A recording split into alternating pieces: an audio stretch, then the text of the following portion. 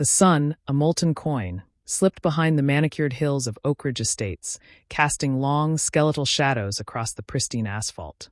I, Arthur Finch, stood on my porch, a lukewarm mug of herbal tea cradled in my hands, observing the tableau of suburban serenity that was about to be shattered. My gaze was fixed on the far end of my driveway, where a woman, a figure of rigid indignation, was meticulously unspooling a length of vicious-looking, black, rubberized spikes. Karen McMillan, president of the Oakridge Estates Homeowners Association, was in her element. Her face, usually a mask of forced pleasantries, was now contorted with a righteous fury that bordered on the theatrical. She moved with a purposefulness that spoke of years spent wielding the iron fist of suburban governance, a self-appointed sheriff in a kingdom of meticulously trimmed lawns and uniformly painted mailboxes. My driveway, a modest stretch of asphalt leading to my unassuming single-story home, had become the focal point of Karen's latest crusade. It wasn't the length, nor the width, nor the state of its surface that had incurred her wrath. It was, as she had so eloquently put it during our last and inevitably disastrous HOA meeting, the incessant and disruptive vehicular traffic that plagued our otherwise tranquil cul-de-sac. The traffic, in Karen's estimation, consisted of my aging Honda Civic, my daughter's occasional visits in her beat-up pickup truck, and the occasional delivery driver who dared to venture beyond the pristine borders of Oakridge Estates. But to Karen, these were acts of egregious transgression, violations of the sacred covenant of suburban peace. The spike strips, a recent acquisition from an online purveyor of dubious security devices, were her latest weapon in this ongoing war. She had, in her infinite wisdom, decided that the only way to deter this traffic was to render my driveway impassable, a stark, spiky testament to her absolute authority. I watched, a strange mix of disbelief and morbid fascination swirling within me, as Karen meticulously positioned the strips, her movements precise and deliberate.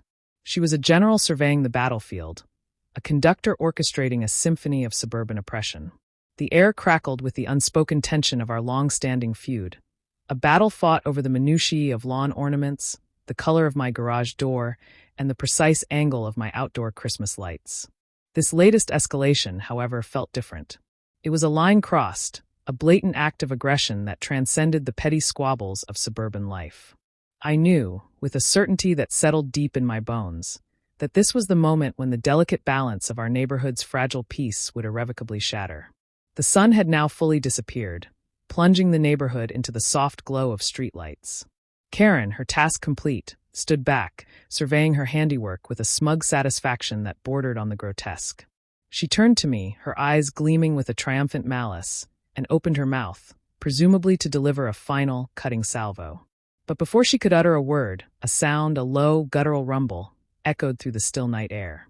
It was the sound of an engine, a powerful, throaty growl that seemed to vibrate through the very foundations of the houses lining the cul-de-sac. A vehicle, a large, black, unmarked SUV, rounded the corner, its headlights cutting through the darkness like twin beams of predatory light. It moved with a slow, deliberate purpose, its tires crunching on the gravel of the street. It was not a vehicle that belonged in Oakridge Estates, a neighborhood of sensible sedans and family-friendly minivans.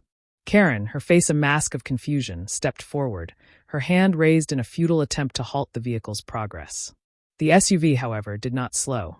It continued its inexorable advance, its headlights illuminating Karen's figure like a spotlight on a stage. The vehicle stopped directly in front of Karen, its engine idling with a low, menacing growl. The driver's side door opened, and a figure, a tall, imposing man in a dark suit, stepped out. He moved with a quiet efficiency, his eyes scanning the scene with a cold, professional detachment.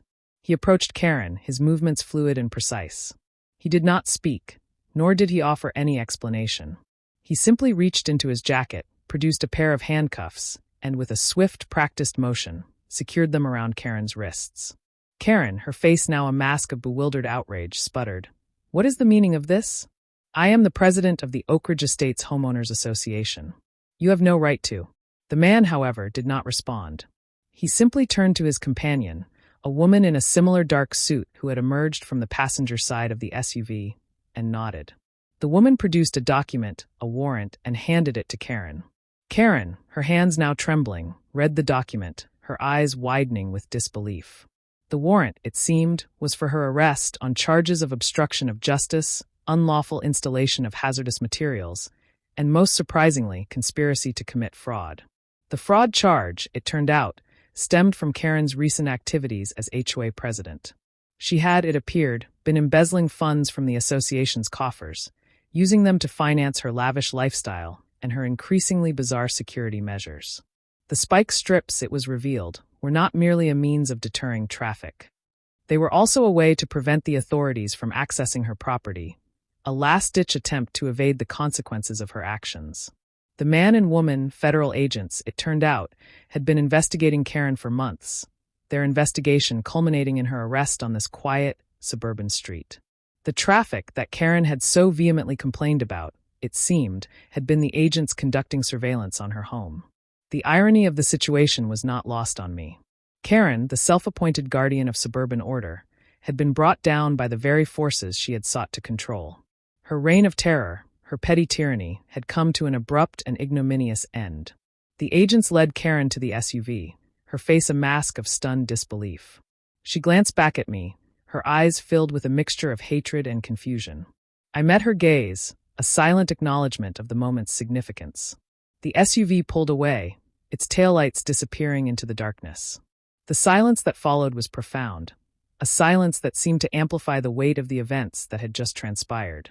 The neighborhood, usually abuzz with the sounds of suburban life, was now eerily still. The residents, drawn by the commotion, had gathered on their porches, their faces illuminated by the soft glow of porch lights. They watched, their eyes wide with disbelief, as the remnants of Karen's reign were swept away. The next morning, the sun rose on a different Oakridge Estates. The air was lighter, the atmosphere less oppressive. The spike strips, now a stark reminder of Karen's folly, had been removed, leaving only the faint marks of their presence on the asphalt. The HOA, now under the temporary leadership of a mild-mannered accountant named Mr. Henderson, began the process of rebuilding. The rules, once rigid and inflexible, were relaxed. The atmosphere, once tense and adversarial, became more collaborative. The cul-de-sac, once a battleground, became a place of quiet camaraderie. Neighbors, who had previously kept their distance, began to interact, sharing stories and laughter. The sense of community, once fractured by Karen's divisive tactics, began to heal. My driveway, once a source of contention, became a symbol of resilience. It was a reminder that even in the most seemingly idyllic of settings, the forces of justice and reason would eventually prevail.